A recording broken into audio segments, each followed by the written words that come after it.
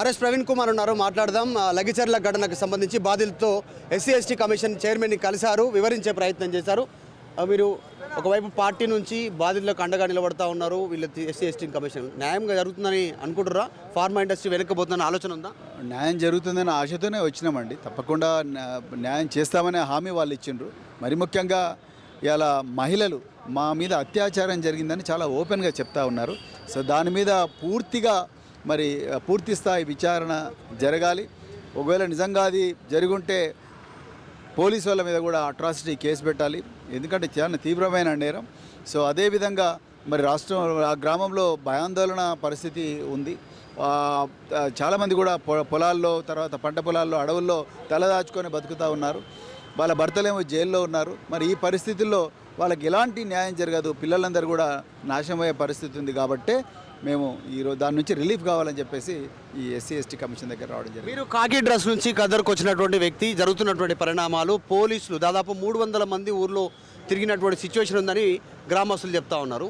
నిజంగా పోలీసులు అట్లా వ్యవహరిస్తారా? వారిపైన ప్రభుత్వ ఒత్తిడి ఉంటుందా? జనరల్ ఎట్లా జరుగుతుంది? ఇట్లా పోలీసులకు బాస్ ఇప్పుడు తిరుపతి రెడ్డి అయిపోయాడు. ఇప్పుడు డీజీపీ ఎక్కడున్నాడు? మొత్తం తిరుపతి రెడ్డే ఏం చేయాలి ఏందని ఆయనే ఐపీఎస్ ఆఫీసర్ అయిపోయాడు, ఆయనే డీజీపీ అయిపోయాడు, ఆయనే జెడ్ కేటగిరీ సెక్యూరిటీతోని రోజు ఏం చేయాలని చెప్తా ఉన్నాడు. ప్రజాస్వామ్యం అనేది లేకుండా చేయమని పోలీసులకు ఆదేశాలు ఇస్తున్న తిరుపతి రెడ్డి. మేము ఏమైనా చేయని బరాబర్ మీ భూములు గుంజుకుంటామని పోలీసుల సమక్షంలోనే ఆయన డాగిస్తున్నాడంటే ఆయన రాజ్యాంగేతర శక్తి. ఆయన సీఎంగా ఆయన్నే సీఎం అయిపోయాడు. సో సీఎం తమ్ముడే స్వయాన గన్మెన్లను పెట్టుకొని ఆదేశాలు ఇస్తుంటే ఇంకా పోలీసు వాళ్ళు ఏం చేస్తారు? మేము ఎప్పుడు చూడలేదండి ఇట్లాంటి రాజకీయం. ఆర్ఎస్ ప్రవీణ్ కుమార్ పాలమూరు బిడ్డగా అక్కడ జరుగుతున్న పరిణామాలు ఎవరి కోసం జరుగుతున్నాయి అనుకుంటున్నారు? ఇంత ఒత్తిడి ఎందుకు ప్రభుత్వం చేస్తాం? పాలమూరు బిడ్డ అని చెప్పుకునే రేవంత్ రెడ్డి తన అల్లుడి కోసమే ఇవన్నీ చేస్తున్నాడు. చాలా క్లియర్గా అనిపిస్తూ ఉన్నది. 13,000 ఎకరాల భూమి గత ప్రభుత్వం సేకరించిపోయింది. నువ్వు ఫార్మసిటీ కట్టు అక్కడ కట్టు, ఈ కొడంగలనే ఎందుకు కట్టాలి, ఈ గిరిజనుల భూములను గుంజుకోవాలా అనేది మేము అడుగుతున్న ప్రశ్న అండి. సో నీకు ఒకవేళ ఫార్మసిటీ కట్టుకోండి, కొండారెడ్డిపల్లిలో నీకు కూడా 1500 ఎకరాలు ఉంది కదా, అట్లా కట్టుకో. రేవంత్ రెడ్డి గారి భూమి ఉందా 1500 ఎకరాలు? ఆయన ఉందని ఆయనే చెప్పిండుగా, నాకు 1500 ఎకరాల భూమి ఉంది, మేము కూడా పట్టెళ్ళమని ఆయన చెప్పిండుగా.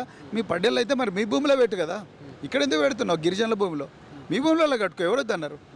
అదే మేము చెప్తున్నాం. Thank you mother. రైట్. ఇది ఫార్మా ఇండస్ట్రీకి సంబంధించిన అంశాలు ఎస్సీ ఎస్టీ కమిషన్ కలిసి న్యాయం జరుగుతుందనే ఆలోచన ఉంది. పోలీసుల పైన కూడా ఎస్సీ ఎస్టీ అట్రాసిటీ కేసు పెట్టాలి అనేటువంటి చెప్తా ఉన్నారు. ఎందుకంటే గిరిజనులతో వ్యవహరించినటువంటి తీరు కరెక్ట్గా లేదు పోలీసులది. పోలీసులకు బాస్గా ప్రస్తుతం డీజీపీ కాదు తిరుపతి రెడ్డి అంటూ ఒక సంచలన కామెంట్ చేశారు ఆర్ఎస్ ప్రవీణ్ కుమార్, మాజీ ఐపీఎస్ ఆఫీసర్, ప్రస్తుతం BRS party leader. Video journalist గణేష్తో మధు మల్కేడ్కర్, హైదరాబాద్. మరిన్ని వీడియోస్ కోసం ఛానల్ సబ్స్క్రైబ్ చేయండి. లేటెస్ట్ అప్డేట్స్ కోసం వాట్సాప్ ఛానల్ ఫాలో అవ్వండి. అండ్ లింక్ డిస్క్రిప్షన్ లో ఉంది.